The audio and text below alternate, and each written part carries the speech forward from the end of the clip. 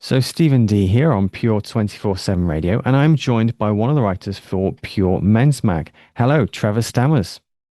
Hello, Stephen. Good to be with you again. It is an absolute pleasure to be joined by you for you to bring your expertise on ethics. So, before we get into today, just remind us, what is it you get up to? Well, in retirement, it's often doing things like this. I still get called upon to talk about ethical topics now and again, and in fact, only a week or so ago, had a surprise visit to the European Parliament to talk about the ethics of organ transplantation, which I've written a book about. That was a very interesting gig, and the first time I'd spoken in that particular chamber. It's a little less intimidating today speaking to you, which I'm very pleased about. Well, I'm glad to hear that. Cool.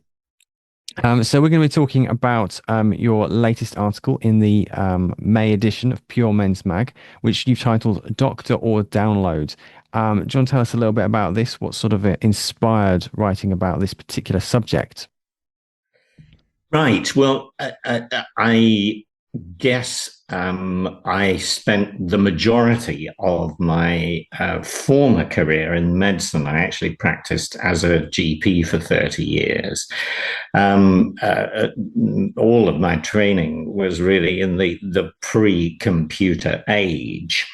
So when computers started appearing in GPs' surgeries, I regarded them both as a huge help in many ways. They certainly automated a lot of the routine stuff that was done by hand, particularly prescription writing, and also helped to improve accuracy and reduce mistakes.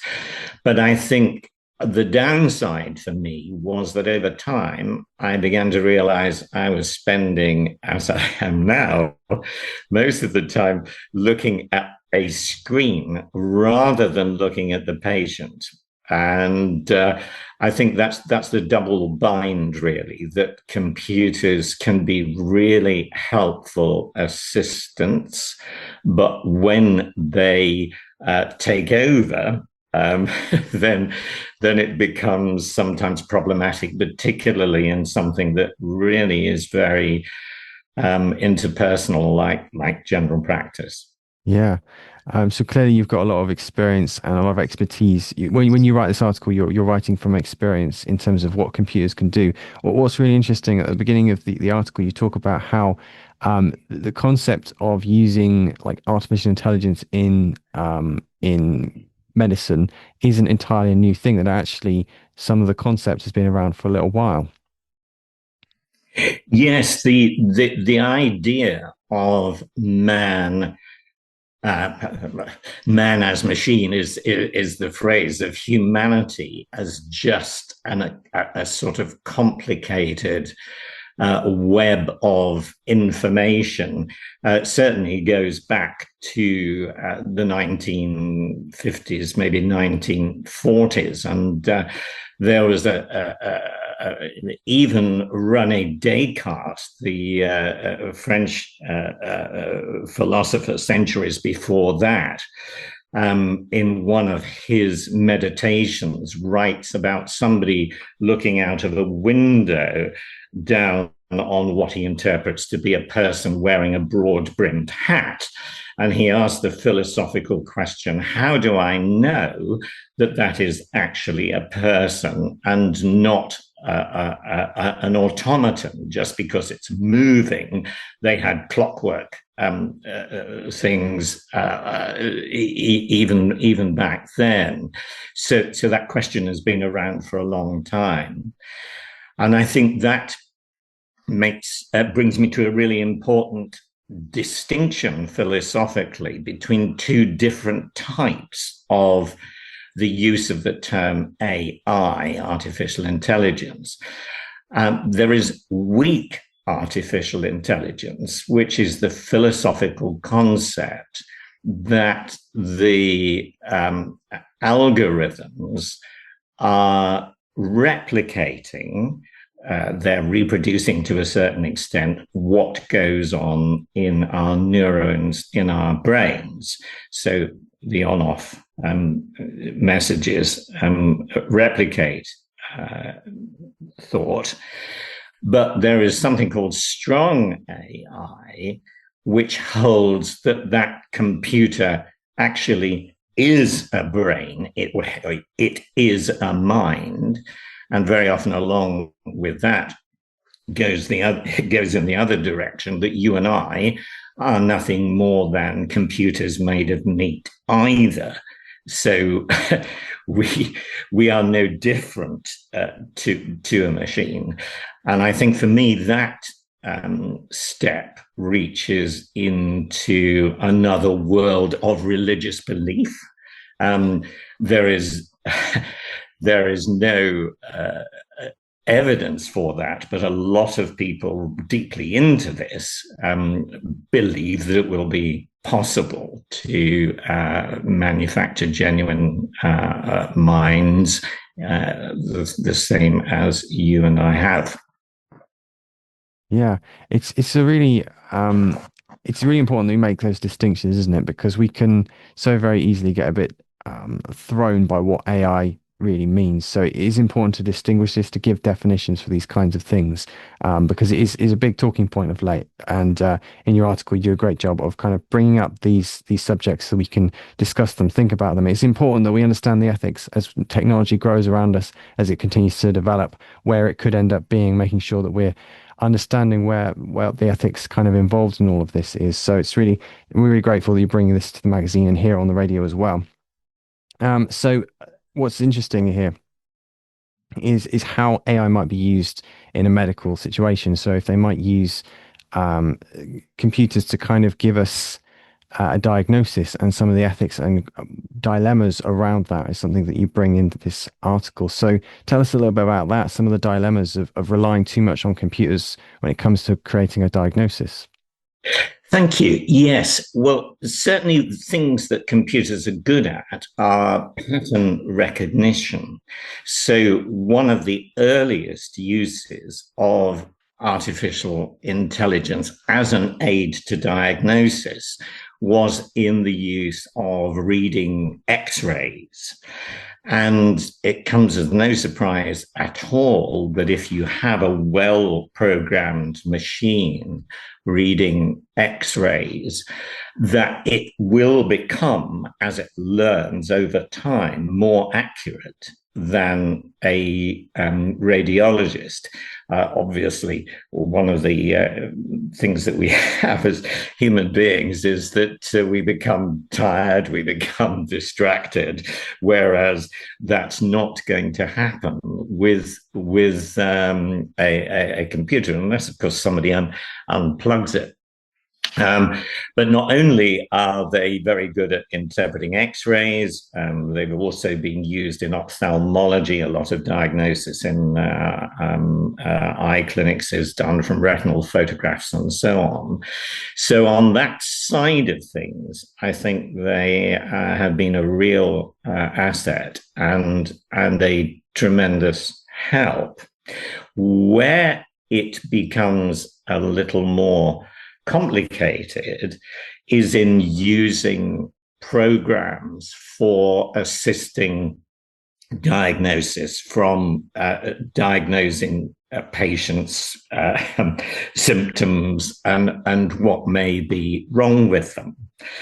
And in fact, since writing my article, which was obviously written a couple of weeks before publication, there's been an article out only in the past few weeks in one of the bioethical journals, showing that doctors who are regularly using computer-assisted diagnosis may, in fact, be making more errors than those who are not, because they are becoming more reliant on the machine and may not be paying attention to some of the non-verbal clues and signs that you can pick up as a human being, but unless it's being fed into the machine as well, it might lead you astray. And if you speak with any general practitioner, um, especially those who've been in the same practice for quite a long time, they will tell you stories of how sometimes when the patient actually enters the room, you know exactly what they have come to see you about. And because of not breaching confidentiality, I can't really share on air my most spectacular experience of that personally. But what I can say is that I just knew from the expression of on the patient's face and what they had shared with me in several previous consultations, the sequence of events that had brought them in that day. And this is something that I think is, at least as far as I am aware of, unique to human experience, that we don't just purely work on logic, but we also work on intuition and feeling. And I think that we're a long way away from computers even being able to replicate that. But there may be people listening who are far more aware of the advances here who will say, "Oh no, that's wrong," and uh, we shall see what the outcome is there. But certainly, we're pretty good at it as humans, I think. Yeah. So I think what we can deduce from that is there's an element of using computers to help with diagnosis, which is fair enough. I mean, as you mentioned, things like X-rays and the ability for a computer to kind of recognize those patterns, that's where it comes into its own. But if you become too reliant as a GP, as a doctor, it doesn't get all the data that you can see as a doctor. And from experience, you can actually see and just get a gut feeling for what is actually going on. Yes, I think that's right. And what I can say with 100% conviction is that as I get older, I'm pretty healthy at the moment, but the likelihood is that various bits will start malfunctioning at some point. I would be perfectly happy to submit myself, if it came to it, to an operation that was carried out by a robot under a human surgeon's control, as happens quite frequently in particularly urology these days. But I think I would be very nervous about there being no human agency in control, and certainly if it were not the robot operating, but the robot diagnosing, I would be a little more, I think, reluctant to have faith in what was being diagnosed without some eyeball contact with someone backing that up. Yeah. Yeah, definitely. I mean, we've all used computers and there'll be something that doesn't work the way it's supposed to work and you can't figure out why. And you switch it on, switch it back on again, and suddenly it works like it should. So, I mean, when it comes to technology, it's a useful aid for bringing out some of the pattern recognition, as you mentioned, as well as some of the administrative things. It can be great for sort of recording data and stuff like that. But when it comes to making a diagnosis, we need real human beings to help with that, basically. Yes, I think that's right. And it won't surprise you my mentioning what I allude to at the end of the article there, that I think another important thing for me in my practice was that, as well as diagnosing physical and psychological disease, we are at heart spiritual beings as well. And there is something I think, very meaningful in the interaction between one person and another, and the recognition that we are both created in the image of a personal God. And it is that that gives us our personality, and that we are not just programmed automatons. I had a few colleagues who believed that we were no more than that. and in academic debate, they would defend that to the hilt, that we are just a bunch of chemical reactions. But of course, you you saw them on in social settings and in other settings, and realized that in fact you can't maintain that in social relationships consistently, I think. Yeah. That's a really another important aspect of all this, the spiritual element that computers just cannot do. And I think that's a really good place to end this conversation around your article in Pure Men's Mag, Doctor or Download. If there was one thing you wanted people to sort of take away from all of this discussion in the article and here on the radio, what would be the sort of the one thing you want people to take away from all of this?